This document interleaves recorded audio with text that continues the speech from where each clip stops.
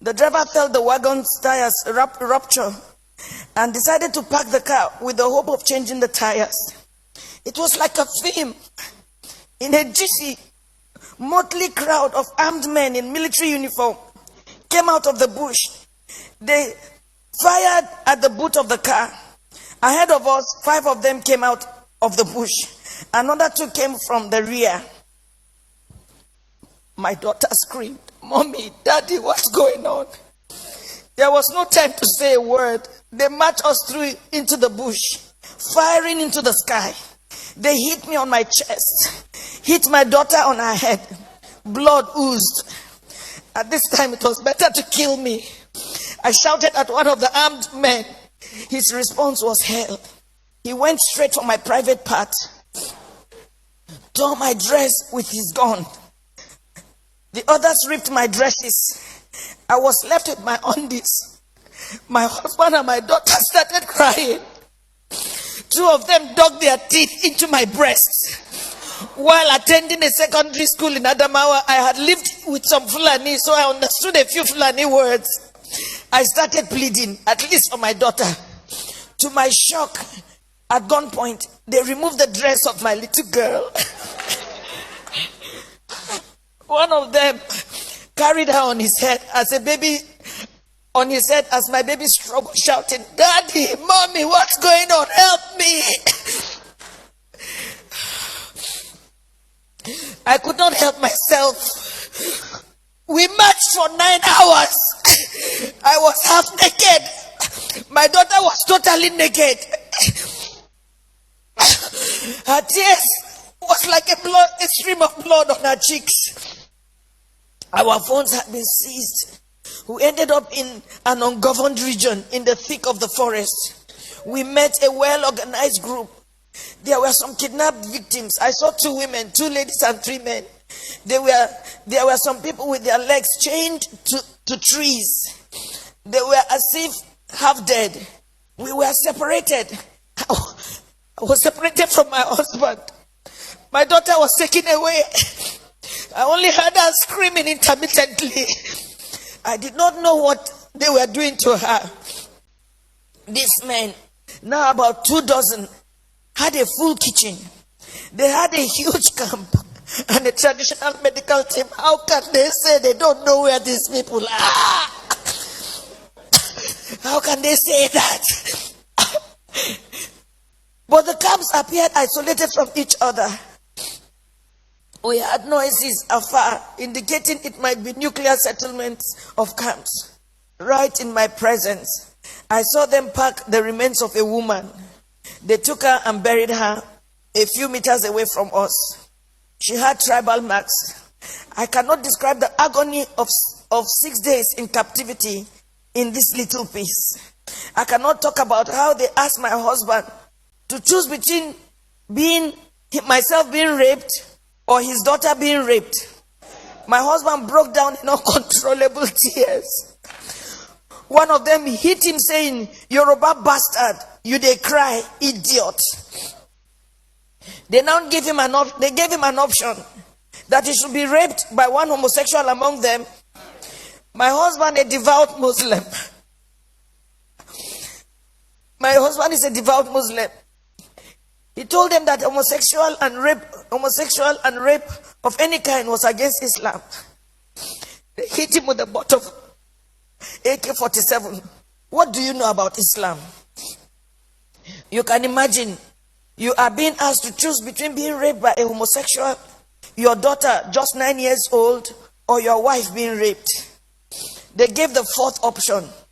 If you fail to choose one, we would rape your daughter, rape you, the man, and rape me, the wife. I made myself the sacrificial lamb. My husband begged, saying they should name any price. One of them asked him to bend down. 3 beastly criminals sat on his back, jumping until he was too weak to stand.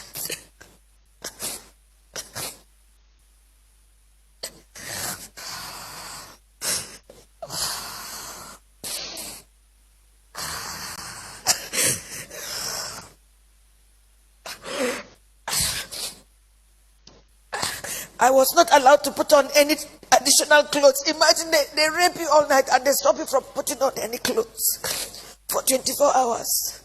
The rain fell once.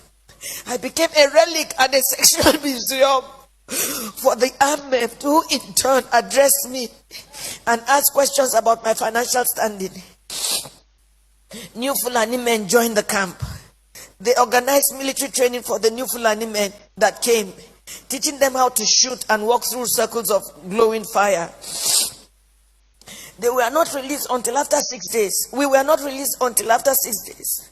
We had to walk the same zigzag journey back to the main road, our eyes blindfolded.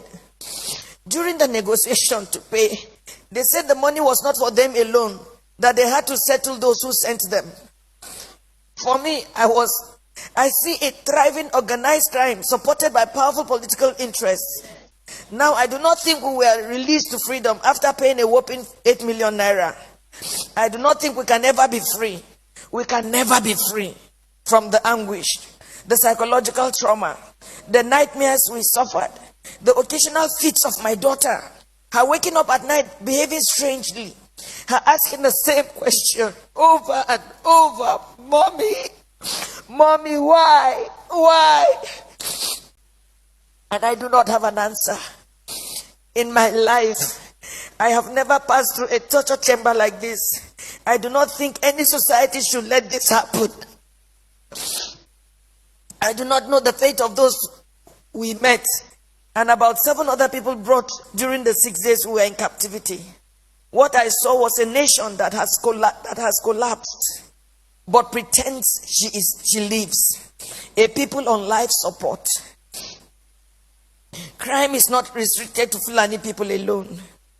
We have Yoruba criminals, but I don't think Yoruba criminals are this beastly. These elements are savages. I can't imagine Yoruba thieves going to Sokoto or Meduguri to kidnap Fulani people and keep them in their own bushes. It gives me mental torture that this is happening, and some people are even trying to justify or look for excuses. Well, as a devout Muslim,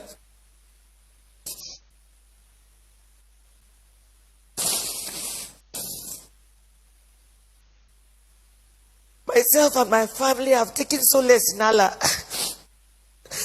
Not the Nigerian police, not the army, not the government. We have taken our faith the way it came. This is supposed to be fate.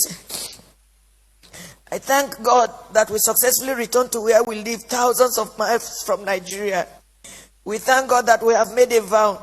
Never shall me, any of my children or husband in our lifetime visit Nigeria again. Our remains, anytime we die, will also not be buried in Nigeria. It was a suggestion my daughter made, which we all adopted. I pity the country. I pity her people who continuously walk like the living dead. I pity those who parade themselves as leaders because they know nothing about what is going on and the abyss the country is sunk already. I pity Yoruba people. Oh, I pity you. I pity my people. For me, the issue is not about President Buhari. Democracy can produce anything, even the worst in the society.